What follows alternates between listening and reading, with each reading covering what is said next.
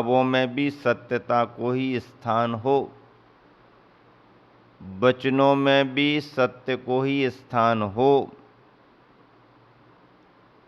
और प्रवृत्ति में ही सत्यता का आधार हो। सत्यवादी को कष्टों का सामना भी करना पड़ता है, परेशानियां भी झेलना पड़ती हैं, लेकिन अंततः विजय, जीत और यश सत्यवादी को ही मिलता है। सत्यमेव जयते कहा जाता है। वाकई में सत्य एक बहुत बड़ा धर्म है। इस धर्म का पालन प्राणी मात्र को करना चाहिए। यथा समय यथा स्थान सत्य पालन की प्रेरणा सभी को दी जाती है। फिर धर्म की मूर्ति, साधना की मूर्ति, तप की मूर्ति, योगी संत साधकों का जीवन तो सत्यमय ही हुआ करता है। जिह्वा में जिनके सत्य बसा हुआ है और अहिवत विवासः, सर्प के समान जिनका अपना कोई रहने का निश्चित स्थान नहीं, सर्प के रहने के लिए कोई निश्चित स्थान नहीं, बने बनाए स्थानों पर सर्प रह जाता है। किन्हीं भी बिलों में, किन्हीं भी छिद्रों में जाकर के बैठ जाता है। एक ही जगह भी बार बार जाकर के बैठ सकता है, रह सकता है। उसके लिए वो जगह पसंद भी आ सकती है, लेकिन उस जगह पर स्वामित्व नहीं।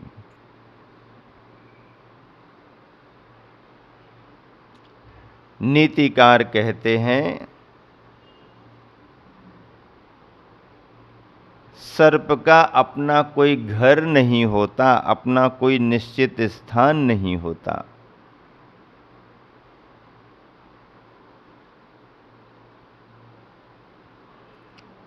सर्प ने बनाया नहीं, बने बनाए में जाकर के रह जाता है। सर्प ने जगह खरीदी नहीं, उसके नाम कोई पट्टा नहीं, उसने कोई इंजीनियर से डिजाइन नहीं बनवाई, मन माफिक उसने स्थान तैयार नहीं किया। दूसरों ने जो बनाए हैं या नेचुरल प्राकृतिक जो बने हुए हैं, उनमें जाकर के सर्प बसेरा कर लेता है।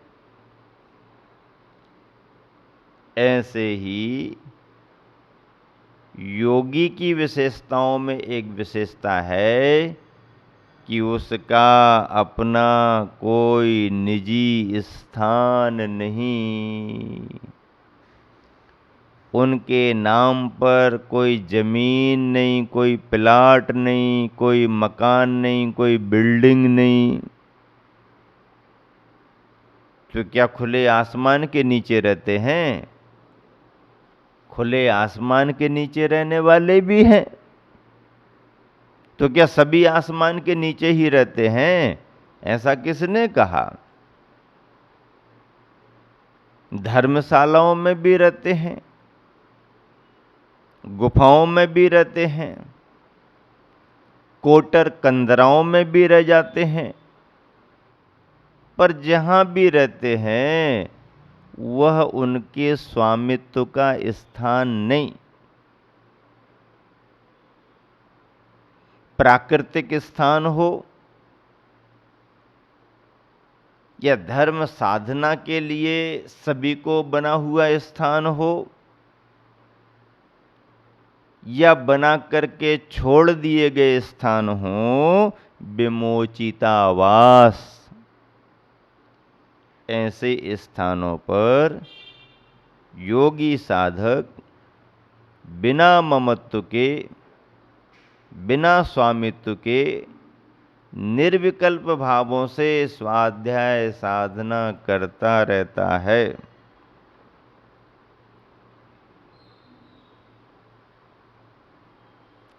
और तीसरी बात, भुवि कूर्मवत् सुसंवृतात्मा,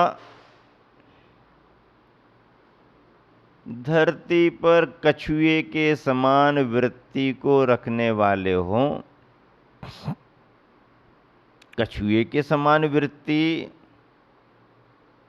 कूर्मवत्, इसका मतलब है अपनी इंद्रियों को संकोच करके रखते हैं, इंद्रियों की स्वच्छंद प्रवृत्ति नहीं होने देते हैं।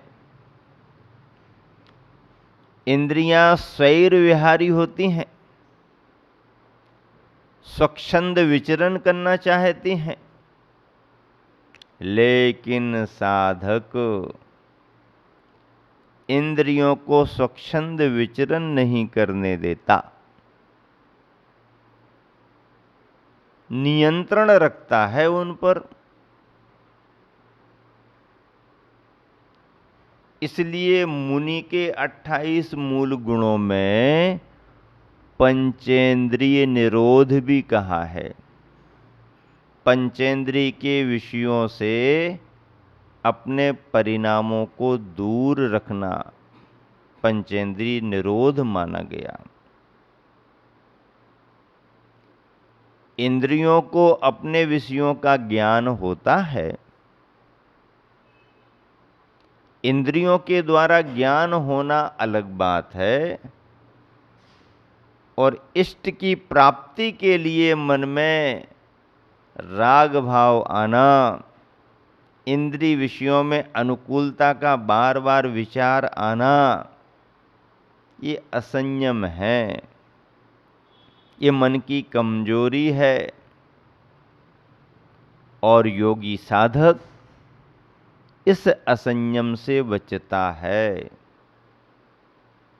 इंद्रिय के विषयों पर नियंत्रण रखता है। इंद्रियां जो चाहे वो हो ऐसा नहीं है, बल्कि ज्ञानी साधक का उपयोग कहता है, मन कहता है कि मैं जो चाहूं इंद्रियों को वैसा ढलना पड़ेगा। हम इंद्रियों के स्वामी बने, इंद्रियों के दास गुलाम न बने।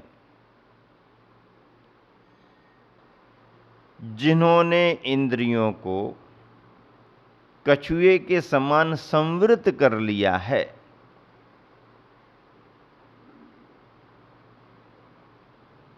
एक बार ऐसा हुआ, सम्राट सिकंदर का एक योगी से सामना हो गया।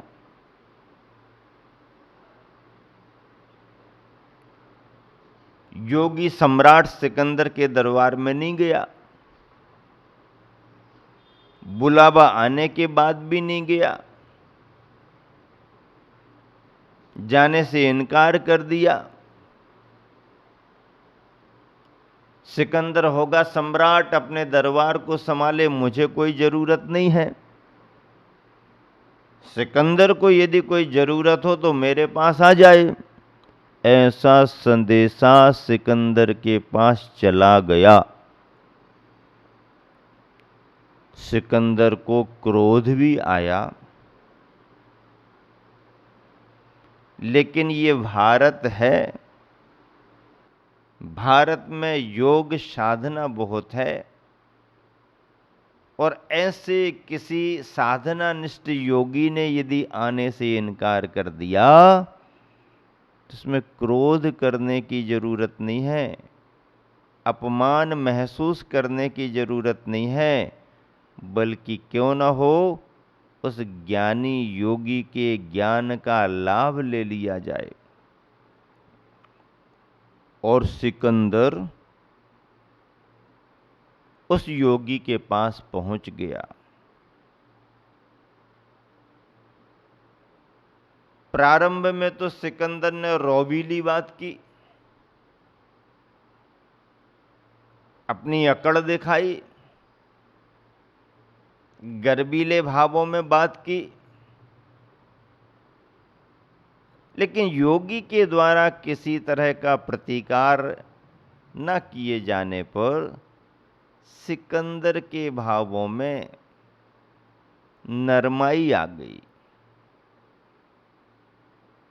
सिकंदर ने प्रश्न कर दिया साधक से कि तुम मुझे नहीं जानते?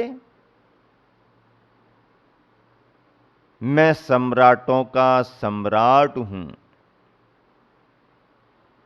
मैं सम्राटों का सम्राट हूं। तो योगी ने हंस करके उत्तर दिया, अरे अपने आप को सम्राटों का सम्राट समझने वाला सिकंदर, तू मेरी नजर में मेरे गुलामों का गुलाम है। सिकंदर अंदर से तिलमिला गया। क्या कहा तुमने? गुलामों का गुलाम? तू मुझे नहीं समझता, तू मुझे नहीं जानता, मैं सम्राटों का सम्राट हूं, विश्व विजेता हूं, सम्राटों का सम्राट हूं मैं। आपने कैसे कहा गुलामों का गुलाम है? सुनो, जरा शांति से सुनो, बैठो, मैं तुम्हें बताता हूं कि तुम मेरे गुलामों के गुलाम कैसे हो। सिकंदर शांत भाव से बैठ गया। योगी ने समझाना शुरू किया कि देखो, तुम क्रोध के वशीभूत हो, मान के वशीभूत हो, माया लोभ के वशीभूत हो, कसायों के वशीभूत हो। यदि इनके अधीन नहीं होते तो विश्व विजय के लिए तुम क्यों निकलते? तुम्हारे मन में विश्व विजेता बनने का अहंकार है, मान कसाय है। जरा से प्रतिकूल शब्द तुम्हारे को सुनने में आ जाए तो क्रोध आ जाता है। छल कपट कितना करना पड़ता है, और लोभ की वृत्ति के कारण ही तो ये तुम सब कर रहे हो। सिकंदर सुनो, ध्यान से सुनो, मैं जो कहना चाह रहा हूं उसे समझो। तुम अपने आप को कहते हो कि मैं सम्राटों का सम्राट हूं, सो वो तो दुनिया जानती ही है, मैं भी समझ रहा हूं। लेकिन यथार्थ में देखा जाए तो मैं ये कहना चाह रहा हूं कि तुम मेरे गुलामों के गुलाम हो। दुनिया में तुम सम्राटों के सम्राट दुनिया के लिए भले हो, लेकिन मेरे लिए तो तुम मेरे गुलामों के गुलाम हो। कैसे कह रहे हो आप? इसलिए कि मैंने अपने जीवन में साधना करते हुए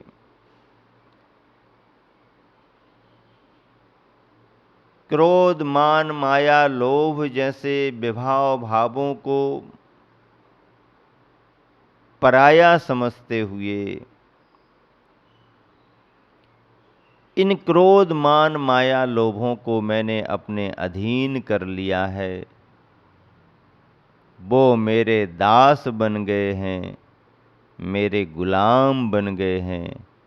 मैं जैसा चाहता हूँ वह वैसा करते हैं। मेरे मन के अनुसार उन्हें चलना पड़ता है। मैंने क्रोध, मान, माया, लोभ को गुलाम बना लिया, दास बना लिया। इसलिए मैं कह रहा हूं कि जिन क्रोध, मान, माया, लोभ को मैंने अपना गुलाम बनाया है, उन क्रोध, मान, माया, लोभ के तुम गुलाम बने हुए हो, उनके अधीन हो तुम। इसलिए मैं कह रहा हूं कि तुम मेरे गुलामों के गुलाम हो। तब सिकंदर को पहली बार ये बोध हुआ कि सचमुच जो मैं ये मान करके चल रहा था कि मैं सम्राटों का सम्राट हूं, इस भारत में भारत के योगी ने भारतीय संस्कृति की उत्कृष्टतम साधना ने मुझे एक नई दिशा दी। ऐसा ज्ञान मुझे आज तक कभी मिला नहीं, और ये बात सच ही है। सारी दुनिया विषय और कसायों के अधीन है, गुलाम है।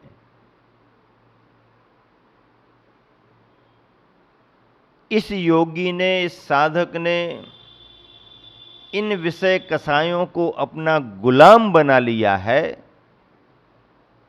उनका ये मालिक बना हुआ है।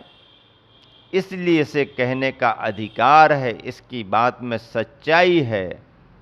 और सिकंदर विचार करने लगा कि आज मुझे महसूस हो रहा है कि भले ही दुनिया मुझे सम्राटों का सम्राट कहे, पर मैं इस योगी के गुलामों का गुलाम ही हूं, दासों का दास ही हूं। इंद्रियों पर विजय प्राप्त करना संसार की श्रेष्ठतम साधना है, और ऐसे इंद्रियों के विषयों को जीतने वाले जितेंद्रिय कहलाते हैं, जिन कहलाते हैं, जिनेंद्र कहलाते हैं।